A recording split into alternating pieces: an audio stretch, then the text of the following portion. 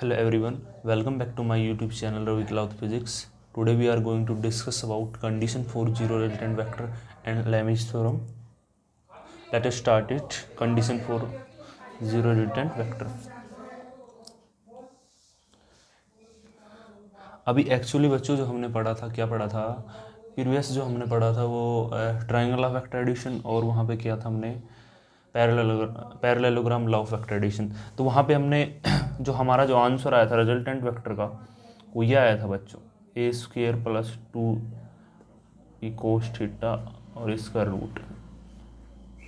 ठीक है, हमारा ये आंसर आया था R equal to A square plus B square plus 2ab cos theta answer आया था। ठीक है, आज जो हम ऑब्टेन करने वाले हैं वो क्या करेंगे, condition for zero resultant vector. तो किस केस के अंदर जो हमारा जो वेक्टर होगा रिजल्टेंट वेक्टर वो क्या होगा, ज़ीरो आ जाएगा। तो उसके लिए कुछ एक पर्टिकुलर कंडीशन है। वैसे तो एक कंडीशन ये भी है आर की वैल्यू ज़ीरो गेन करने के लिए, एक कंडीशन ये भी है कि अगर दो वेक्टर हो जो एग्जैक्टली अपोजिट काम कर रहे हो और दोनों का मैग्नीट्यूड सेम हो तो उस केस के अंदर भी आर की वैल्यू हमें ज़ीरो मिल जाएगी। ठीक है, लेकिन हम उस वे से नहीं पढ़ रहे, अभी हम क्या पढ़ रहे हैं देखो एक बार इसको। Condition for zero resultant vector के अंदर देखो पहले स्टेटमेंट देखते हैं इसकी। If three vector acting on a point object acting on a point object at the same time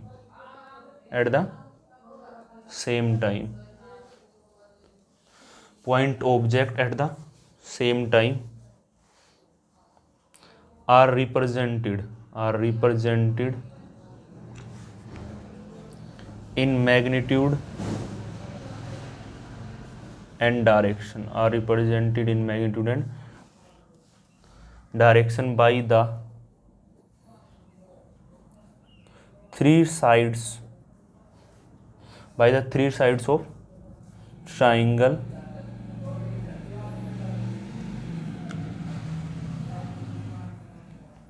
in the same order their resultant is zero. Okay, the object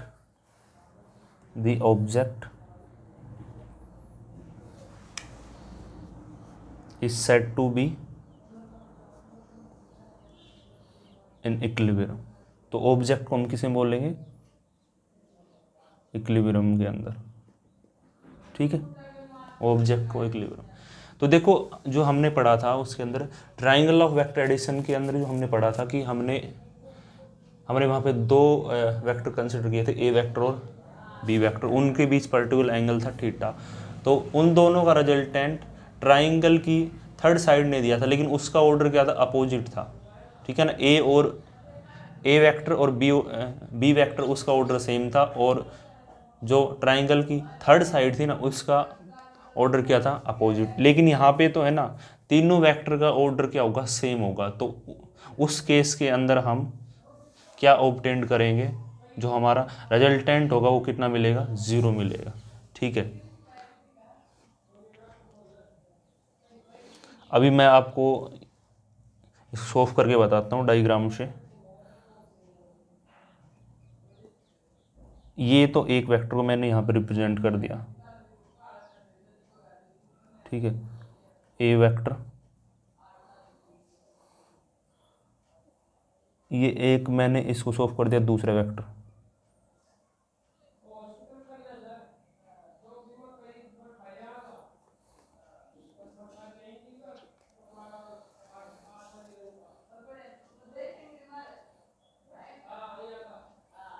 और ये था तीसरा वेक्टर ओ पी क्यू। ठीक है, तो ये मैंने आपको तीन वेक्टर दिखा रखे हैं और देखो इनका ऑर्डर सेम है, ओ से पी, पी से क्यू और क्यू से सी। तो ठीक है, तो यहाँ हमने क्या माना है, कंसिडर किया हमने three vector A B and C acting on the object at the same time. उनको मैंने सॉल्व किया है O P vector, P Q vector, O Q vector, और ये क्या क्या है, 3 sided triangle taken in the one order. तो हम इनको ऐसे लिख सकते हैं, ए वेक्टर अपॉन में ओ पी, बी अपॉन में पी क्यू, सी अपॉन में, ठीक है, सी अपॉन में क्यू ओ, क्यू ओ है क्यू, ठीक है।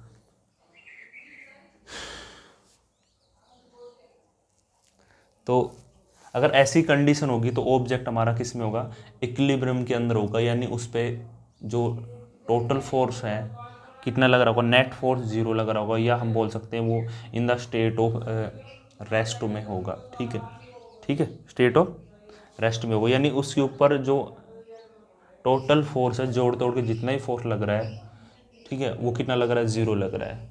ऐसे हम ये भी बोल सकते हैं, if any number of vector acting on a object at the same time are, ठीक है, are represented in magnitude and direction by the various side of close polygon, ठीक है।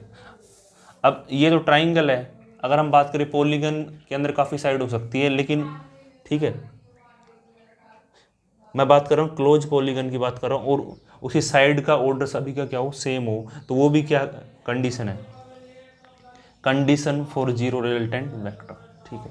तो आपको ये चीज़ ध्यान रखनी है, ओके। तो ये तो हमारा था condition for zero resultant vector, ये इसकी स्टेटमेंट थी, ठीक है। अब पढ़ते हैं most important theorem, Lami theorem, Lami's theorem.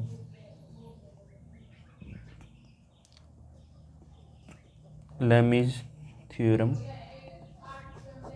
ठीक है। अब ये हमें ये बताती है, अगर किसी ऑब्जेक्ट के ऊपर या किसी पर्टिकुलर पॉइंट पे अगर 3 फोर्सेस काम कर रही हैं और वो किस में है, इक्विलिब्रियम में, तो फोर्स जो होगी प्रोपोर्शनल होगी sine of angle between the other 2 forces, ठीक है। तो ये काफ़ी इंपॉर्टेंट है, पहले इसकी स्टेटमेंट लिखते हैं बच्चों, okay. State that if 3 vector, if 3 forces, if 3 forces acting at a point, acting at a point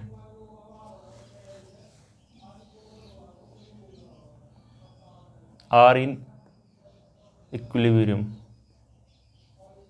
then each force is proportional, each force is proportional to the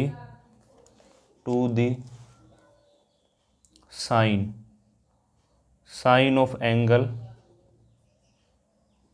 between the other 2 forces, sine of angle between the other forces. मैं इसको बच्चों ऐसे solve कर रहा हूँ, diagram से दिखा रहा हूँ। ये मान लो 3 वेक्टर काम कर रहे हैं, ये हो गया ए वेक्टर, ओके, ये बी वेक्टर हो गया,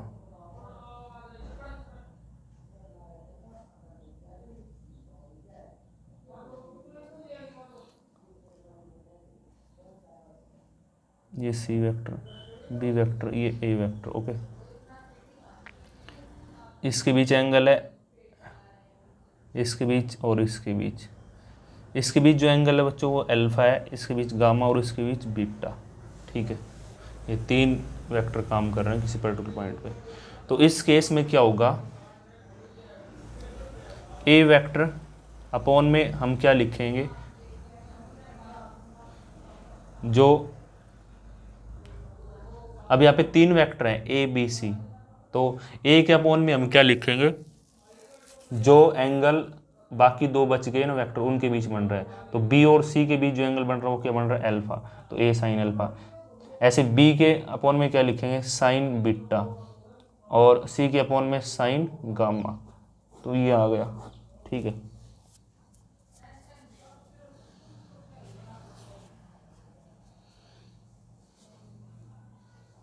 तो ये था हमारा लेमीज थ्योरम्स के बारे में, ठीक है। वैसे अगर आपको लिखनी है तो आपको मैं 3-4 बातें बता देता हूँ। Condition for equilibrium of object, अगर कोई ऑब्जेक्ट इक्विलिब्रियम के अंदर होगा तो उसके लिए कुछ कंडीशन है। पहली कंडीशन है, ठीक है, there is no linear motion of the object, तो वहाँ पे लीनियर मोशन नहीं होगा ऑब्जेक्ट का। डेट इज, इसका मतलब क्या है, resultant force on the object is zero. आपको मैंने बताया था अगर किसी ऑब्जेक्ट के ऊपर नेट फोर्स या बोल सकते हैं रेजल्टेंट फोर्स कितनी लग रही है, जीरो लग रही है, तो किस में होगा, इन स्टेट ऑफ रेस्ट, ठीक है, ओके। सेकंड पॉइंट है देयर इज नो, ठीक है, rotational motion of the object, object का कोई भी रोटेशनल मोशन भी होने होगा। इसका मतलब क्या है, that is torque due to forces on the object is zero.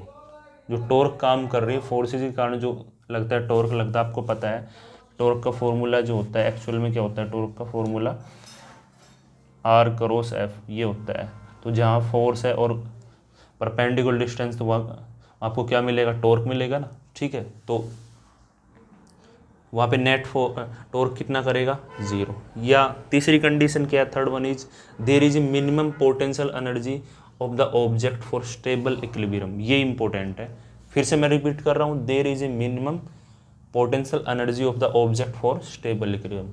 और ऑब्जेक्ट है उसकी पोटेंशियल एनर्जी क्या होगी, मिनिमम होगी, तो ऑब्जेक्ट किस में होगा, स्टेबल इक्विलिब्रियम के अंदर, ओके, ठीक है। तो ये था लेमी थ्योरम, काफ़ी इंपॉर्टेंट है, इसको ध्यान से रखना। आई होप आज के जो टॉपिक आपको अच्छे से समझ में आए होंगे, ठीक है। Thanks for watching and keep watching.